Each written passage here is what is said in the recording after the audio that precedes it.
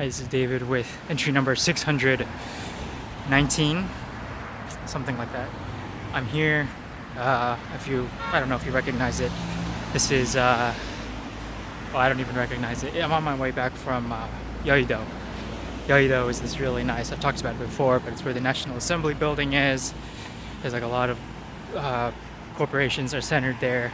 It's a very powerful area, very rich, very like Western, very new. It's actually an island, a man-made island, I think built in the 80s, maybe 70s. It's very big, very nice. I went there, had a good burger. You know, there's a few places to eat, you know, proper Western style hamburgers around Korea, and most of them are in a little area called Itaewon, which is near the Air Force Base. But generally on my area, there's a few areas that are nice for burgers. So I went with my friend, and we had a pretty good burger called OK Burger. It's pretty good. For Korea, very good. Actually, for Korea, excellent. And yeah, I walked back from there. So this is my first time, or maybe second time walking back from this area. You have to cross a really long bridge called the Mapo Daegyo. Daegyo means bridge. Mapo is this district I'm in now, and it's actually infamous. There's like two bridges, and this one is very infamous for suicide. It's very, very long, and there's no safety barrier, so people will just jump off of it. I don't know like why you would particularly die from it. It's not a huge fall, but I guess most Koreans don't swim, so I guess they just drown or something. I don't know. It's maybe like a 40-foot fall, which I guess is far, but in like the grand scheme of like falling, I guess, I don't know, into water, I don't really think it's that far per se. But anyway, I'm walking back. It's a nice brisk day. It's about 75 degrees right now, maybe 76. And I don't know if you can tell, but I'm walking kind of fast because I just want to try and burn off that burger, to be honest. I'm wearing my wool jacket for the first time this year, and you know, when I'm in the shade it feels really nice, but at my current pace it's a little warm, to be honest, but it's okay overall. I wanted to kind of talk about something today, and that is the concept of choice. And for a lot of people, it's not a concept. It's just kind of like maybe like a way of life where you're going to either be this or that, do this or that, be this or that, do this or that kind of thing. And maybe more of a discussion about being, about like how do we choose, or why do we choose to be the way we are. And I think like for a lot of people, we get hung up on like maybe like what we are instinctually, you know, like what we are primordially, which I think is kind of you know, BS to me. Kind of like trying to argue about like us being like some kind of like creature, some kind of like evolutionary creature that must succumb to our like inner desires or something, or like someone is like a naturally this or that, and that must dictate kind of how they are, or who they are, or how they act, or their decision making. I think that's kind of BS, because you know, all I've seen in my kind of like short tenure on Earth is that people make their own choices. People decide who they want to be in the end. People do what they want to do, and you live with the consequences. So some people are very happy with kind of being hedonistic, pleasure-seeking, kind of like always in a little bit of a, how do you call it, like a Dionysian kind of like only focused on their desires.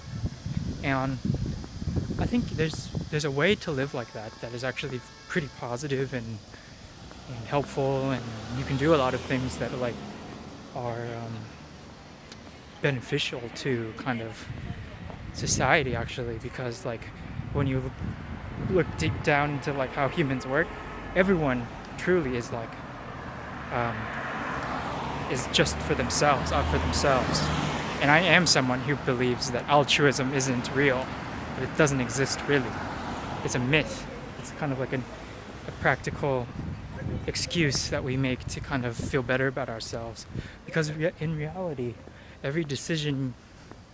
almost every decision you make, even if it's helping other people, is to benefit yourself.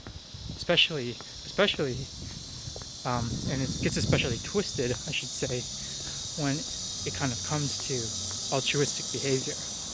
Because it's like, you want to look at like why are you doing that? Why helping other people? And the crude answer is to feel better about yourself. And I know that's kind of like an ugly thing to say, or maybe an ugly thing to admit, but in reality, that's kind of, I think, how it really truly breaks down. And what's frustrating to me is the fact that we kind of, I don't know how to describe it, but good or well, but we kind of maybe like live in a day and age where kind of self-promotion, self-aggrandizing behaviors have become kind of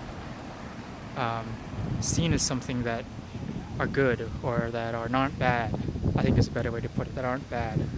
So making like a YouTube video where you just talk about yourself or do like some weird like stuff, it's seen as like funny, and people who do these things get like benefits, get like immediate benefits. Sorry about that, there's some guy parked up here that shouldn't be parked there, and they get like these kind of blessings, and we kind of see these, and humans just basically followers at heart.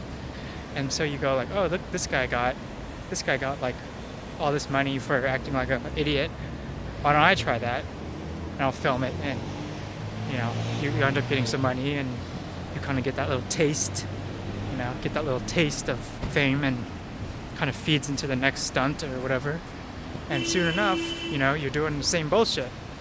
And it's a very frustrating thing to me to see, because it's like we all have this very clear idea of right and wrong in our heads, and like when you ask people, like, is this good behavior, they'll immediately say like, no, it's not, but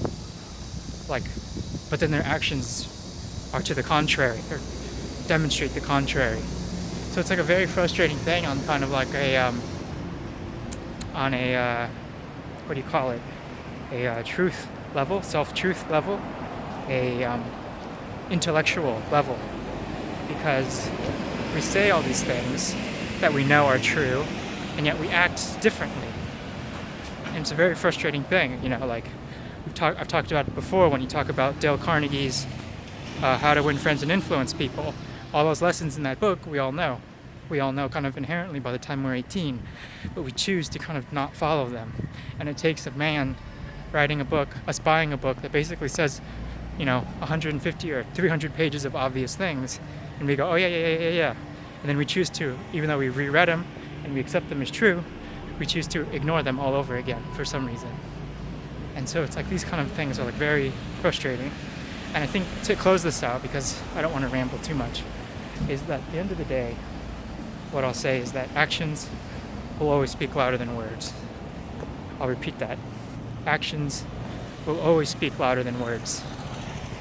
What you do and how you behave will always mean more and be more significant than what you say. That's what I firmly believe. So, anyway, thanks for watching. I don't know what's going on up here, but I'm going to stop the video. I'll talk with you soon. Bye.